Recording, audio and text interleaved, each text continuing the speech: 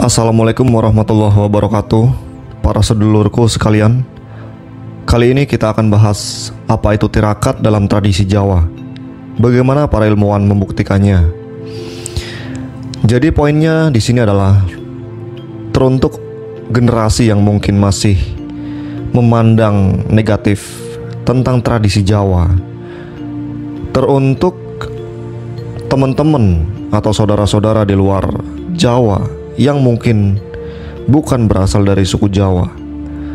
Aku coba memperkenalkan dari berbagai sudut pandang dan artikel yang sudah aku dapatkan perihal tirakat dalam tradisi Jawa. Tirakat secara definisi adalah salah satu konsep spiritual yang sangat penting dalam tradisi Jawa. Istilah ini sering dihubungkan dengan laku prihatin, pengendalian diri, dan pengorbanan untuk mencapai tujuan tertentu.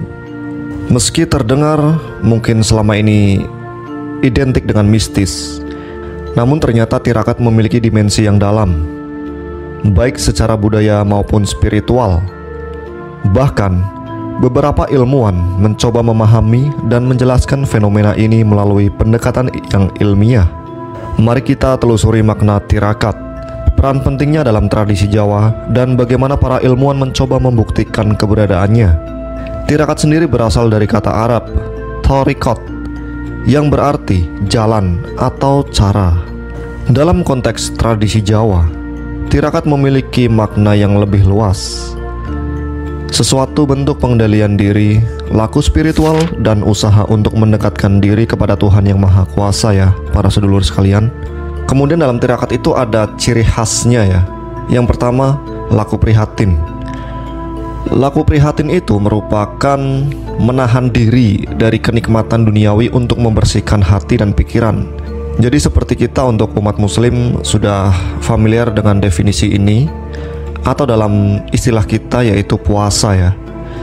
Kemudian ciri khas kedua adalah pengorbanan. Yang dimaksud di sini adalah mengurangi kebutuhan jasmani demi memperkuat rohani, seperti puasa mutih ya, yang mana hanya makan nasi putih dan air putih saja. Kemudian ada topo bisu, yaitu tidak bicara, atau meditasi di tempat sepi.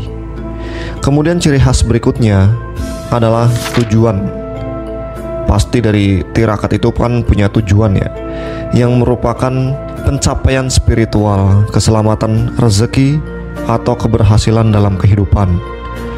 Di Jawa, tirakat dianggap sebagai jalan untuk mencapai harmoni dengan alam semesta dan diri sendiri.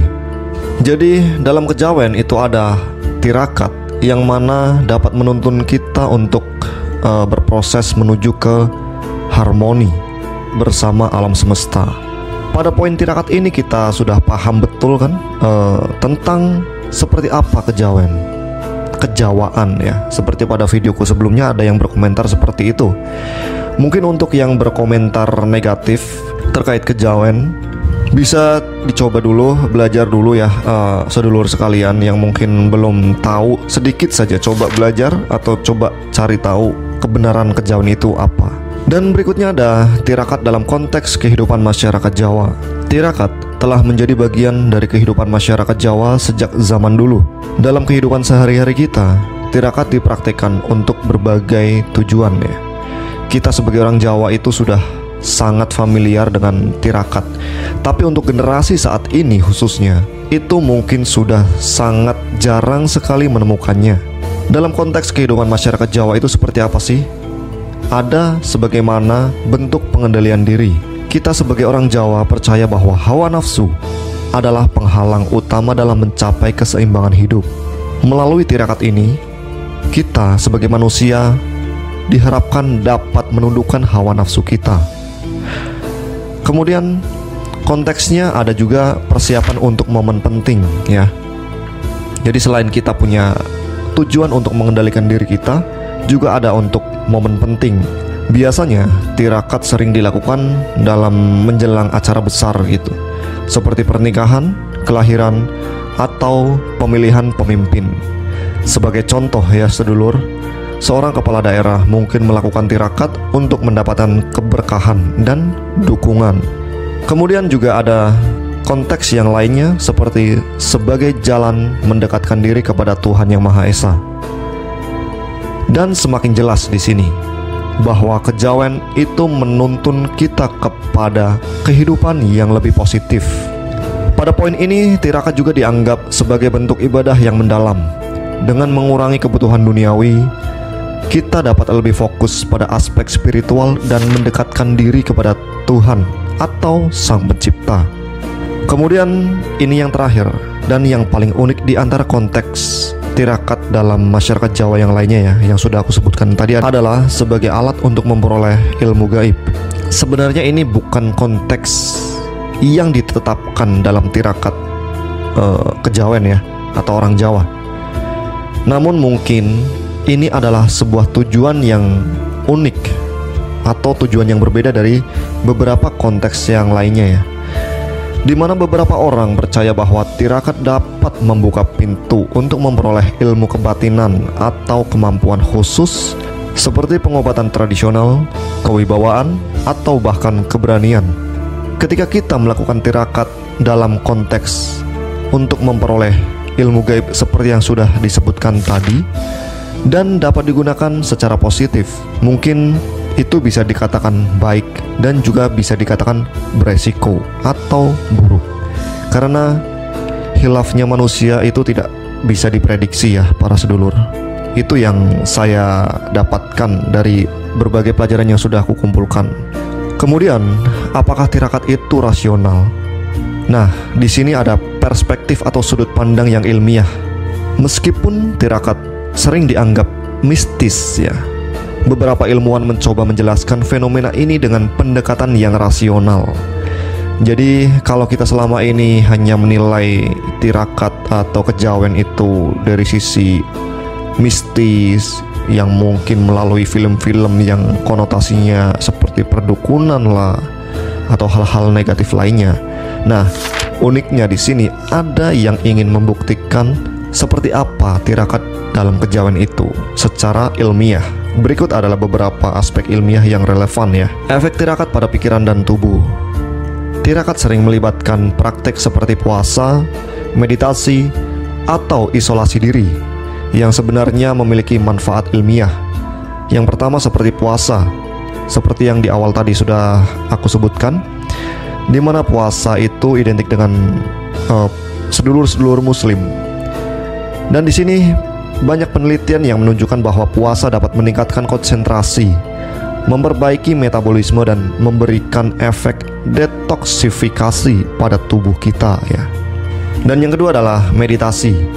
Tirakat sering melibatkan meditasi atau topo, yang mana terbukti ya secara ilmiah dapat menurunkan stres, meningkatkan fokus, dan memberikan rasa ketenangan batin. Dua poin penting itu sudah jelas efek tirakat pada pikiran dan tubuh kita manusia itu sangat positif. Kemudian perspektif ilmiah berikutnya adalah sebagai pengendalian diri dan kecerdasan emosional. Dalam melakukan tirakat, hal yang unik yang membuktikan bahwa tirakat ini rasional adalah seorang ilmuwan psikologi menyatakan bahwa kemampuan menunda kepuasan ya adalah salah satu kunci sukses dalam kehidupan. Artinya di sini berhubungan dengan sifat sabar ya para sedulur. Sifat sabar, kemudian sifat agar kita menurunkan ekspektasi kita biar tidak terlalu menggebu-gebu dalam meraih sesuatu yang kita inginkan. Beda dengan kebutuhan ya. Artinya di poin ini sudah semakin jelas bahwa tirakat dalam kejawen itu memiliki dampak yang sangat positif. Tirakat yang mengajarkan pengendalian hawa nafsu membantu seseorang melatih kesabaran dan ketahanan mental. Dalam studi tentang meditasi menunjukkan bahwa latihan seperti ini dapat meningkatkan pengendalian emosi dan pengambilan keputusan. Artinya kita sebagai manusia yang mudah gusar, gundah, gelisah, dengan tirakat kejawen ini yang telah mencakup unsur pengendalian diri dan kecerdasan emosi dalam meditasi ini sangatlah berguna ya. Teman-teman yang sudah pernah melaksanakan puasa, sudah pernah melaksanakan meditasi, ternyata poin-poin itu tercakup dalam tirakat kejawen. Dan Aku tekankan sekali lagi di sini dan tidak akan pernah aku bosan menjelaskan bahwa kejawen itu bukanlah bab yang negatif dalam kehidupan kita. Kita lanjut ke resonansi energi dalam tubuh. Beberapa ilmuwan di bidang biofisika mengaitkan tirakat dengan teori energi tubuh ya, para sedulur. Kita sebagai orang Jawa percaya bahwa tirakat dapat membersihkan energi negatif dalam tubuh kita. Penelitian tentang frekuensi tubuh menunjukkan bahwa praktek seperti meditasi dapat meningkatkan keseimbangan energi dalam tubuh. Meskipun penelitian ini masih bersifat eksploratif. Jadi sudah beberapa poin tadi yang udah aku jelaskan bahwa memang dalam laku tirakat di kejawen ini memang semuanya itu saling berhubungan dan masuk akal. Dan ketika kita punya niat yang baik dan menjalankan tirakat, insya Allah baik pula hasilnya ya. Amin. Dan kita lanjut ke efek pada keyakinan ya, yang seperti tadi aku sebutkan. Tirakat seringkali melibatkan unsur keyakinan yang sangat kuat ya, para sedulur. Dalam dunia medis, efek placebo disebutnya ya, menunjukkan bahwa keyakinan seseorang dapat mempengaruhi hasil pengobatan. Tirakat mungkin memiliki efek serupa ya, ketika seseorang percaya bahwa tirakat akan membawa keberkahan, keyakinan. Hal ini dapat memperkuat mental dan memberikan hasil yang diinginkan. Itu sudah semakin jelas efek positif dari tirakat kejawen. Dan kita ke contoh kasus nyata tirakat dalam kehidupan orang Jawa. Poin pertama, aku ambil dari kisah para raja Jawa. Ternyata para raja Jawa sering menjalankan tirakat sebagai bagian dari laku spiritual mereka. Contohnya Raja Mataram. Begitu banyak raja yang melakukan tapo broto di tempat-tempat keramat seperti Gunung Merapi atau pantai selatan. Hal tersebut dilakukan untuk meminta petunjuk spiritual. Dan kemudian ada juga tirakat dalam kehidupan modern. Tirakat tidak hanya relevan di masa lalu ya, para sedulur sekalian.